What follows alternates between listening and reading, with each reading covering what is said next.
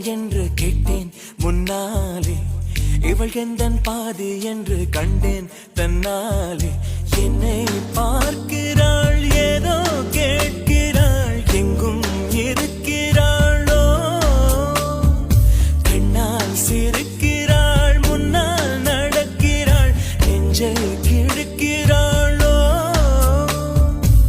கூட்டத்தில் இருந்தும் தனியாக தெரிந்தாள், தோட்டத்தில் மலர்ந்த பூவாக தெரிந்தாள், என்னை ஏதோ செய்தாள். யார் இந்த பெண்தான் என்று கேட்டேன் முன்னாலே, இவள் எந்த